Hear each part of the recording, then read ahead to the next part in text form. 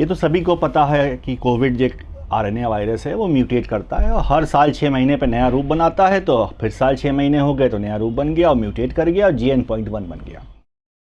ये जो वेरिएंट है ये फैलता बहुत जल्दी है, यानी कि पिछले ओमिक्रॉन से डेल्टा से ज़्यादा तेज़ फैलता है। तो आप देख भी रहे होंगे समाज में आजकल खांसी जुकाम बुखार नजला बहुत लोगों को है।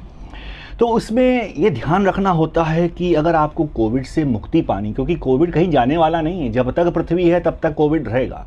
तो आज आपको एक मूल मंत्र बताते हैं कि ABCD बोलिए और कोविड से सदा के लिए दूर होइए। जैसे विटामिन ए।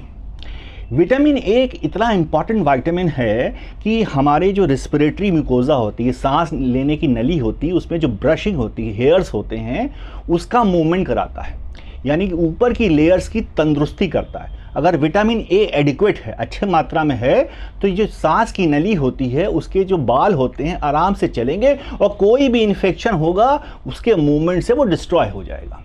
विटामिन ए की कमी है तो वो कोई भी इन्फेक्शन बाहर से आएगा वो तुरंत वहीं अटक जाएगा, और जब अटक जाएगा तो आपको कोविड होगा। तो ए यानी विटामिन ए इनरिच्ड फूड्स पे ध्यान देंगे। स्पेशली बच्चों में विटामिन ए की बहुत कमी होती है। क्यों? क्योंकि दूध में विटामिन ए होता नहीं। जब दूध में विटामिन ए होता नहीं तो बच्चों में कमी हो जाएगी। इसलिए हमारी सरकार जो है विटामिन ए के ड्रॉप्स पिलाती है बच्चों को। इसलिए बच्चों को अपने नज़दीकी सरकारी अस्पताल में विटामिन ए के ड्रॉप्स पिलवाइए।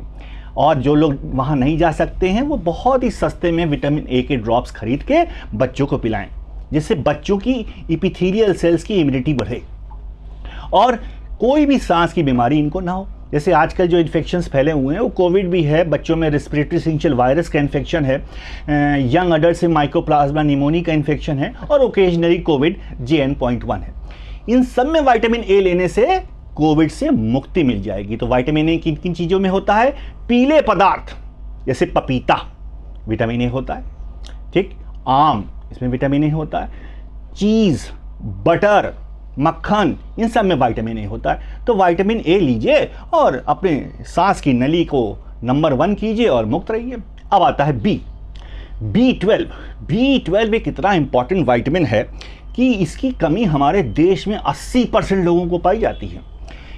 B12 क्या करता है? मेरे रेड ब्लड सेल्स को ऑक्सीजनेशन, जो हमारे सेल्स होते हैं जो ऑक्सीजन लेके जाते हैं विभिन्न प्रकार के ऑर्गन्स में, उन ऑर्गन्स में ऑक्सीजन प्रोवाइड करता है, RBC को तंदुरुस्त करता है। तो विटामिन B12 किन में होता है? मीट प्रोडक्ट्स में ज़्यादा होता है, यानी मीट है, मछली है, मुर्गा है, अंडा है, इनमें ज़्यादा होता है। तो मामला फंस गया, क्योंकि ज़्यादातर हम लोग तो वेजिटेरियंस हैं, नॉन वेज नहीं खाते। तो नॉन वेजिटेरियंस में तो हो जाएगा ठीक, लेकिन वेजिटेरियंस में कैसे होगा? तो वेजिटेरियंस में क्या होता है, हमारे आंतों के जो बैक्टीरिया होते हैं, जैसे फ्यूजोबैक्टीरियम है, एंट्रोकॉकस फिकैलिस है, ई कोलाई है, बिफिडोबैक्टीरियम है, सैक्रोमाइसिटिस फंगस है, जो मेरे आंतों में रहते हैं वो B12 बनाते हैं, वो विटामिन के बनाते हैं। तो अगर मेरे आंतों का फ्लोरा अच्छा हो जाए तो हमारे विटामिन B12 हमारे ब्लड में अच्छा हो जाएगा, RBC मोटे हो जाएंगे, ऑक्सीजन ज़्यादा जाएगी, कोई भी इन्फेक्शन बाहर से आएगा तुरंत मारा जाएगा। इसलिए B12 बढ़ाना बहुत ज़रूरी है। इसलिए जिनका विटामिन B12 ब्लड में कम आ रहा है, ब्लड टेस्ट कराने के बाद वो विटामिन B12 के इंजेक्शन लें, टैबलेट लें, कैप्सूल लें, या आंतों के बैक्टीरिया खाएं। क्योंकि अब नया मेडिसिन जो कंसेप्ट है विदेशों में, गट मेडिसिन है, यानी कि गट जो हमारे आयुर्वेद में था कि सारी बीमारियों का जो उदय होता है वो पेट से होता है। तो पेट को स्वस्थ रखना है, यानी कि अगर हमारे आंतों में बैक्टीरिया मर गए हैं स्ट्रेस की वजह से, ब्लड प्रेशर की वजह से, डायबिटीज़ की वजह से, जो फ्रेंडली बैक्टीरिया मर जाते हैं उनको फिर से ग्रो कराते हैं, और जब वो ग्रो हो जाते हैं तो विटामिन B12 बनाते हैं। तो जिन पेशेंट्स का विटामिन B12 कम है ब्लड टेस्ट में, उनको उस लेवल के हिसाब से दवाई देते हैं या उनके बैक्टीरिया ग्रो कराते हैं, विटामिन B12 बनता है, इम्यूनिटी बढ़ जाती है, और कोविड हो, रेस्पिरेटरी सिंचियल हो, निमोनिया हो, कोई भी इन्फेक्शन हो, इवन कैंसर तक सब मरते हैं। विटामिन B के बाद आता है विटामिन C। ये बहुत ही इंपॉर्टेंट विटामिन है, ये इम्यूनिटी के लिए भी इंपॉर्टेंट होता है। और विटामिन C जो है दूध में फिर कम पाया जाता है। तो दूध में बच्चों में कम पाया जाता है, तो विटामिन C को सप्लीमेंट करना पड़ेगा, नहीं तो बच्चों में जो आजकल निमोनिया फैल रहा है रेस्पिरेटरी सिंचियल वायरस से या माइकोप्लाज्मा निमोनिया से, वो बढ़ जाएगा। तो दूध में तो होता नहीं, तो किन में होता है? सिट्रस फ्रूट्स में होता है, यानी कि संतरा, मौसम्मी, नींबू, मिर्चा तो सब में लोग, हमारे इंडियन सभी लोग थोड़ा थोड़ा मिर्चा, हरी मिर्चा खाते हैं। लाल मिर्चा की बात नहीं कर रहे हैं, हरी मिर्ची की बात कर रहे हैं। तो विटामिन सी होता है।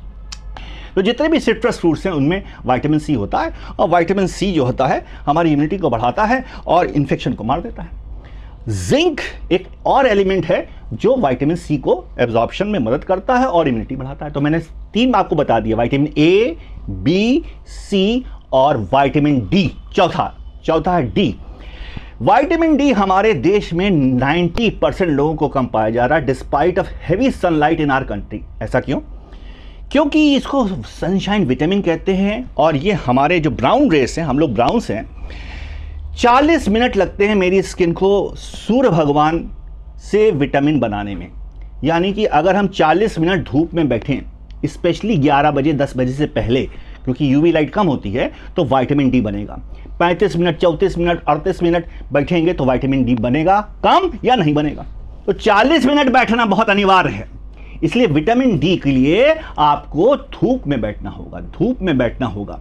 तो विटामिन डी बनना है तो आपको सुबह योगा करिए, योग भी करेंगे तो एक्सरसाइज होगी, इम्यूनिटी बढ़ेगी। कोविड प्रोटोकॉल्स को फॉलो करिए और सदा स्वस्थ रहिए। जय हिंद, नमस्कार।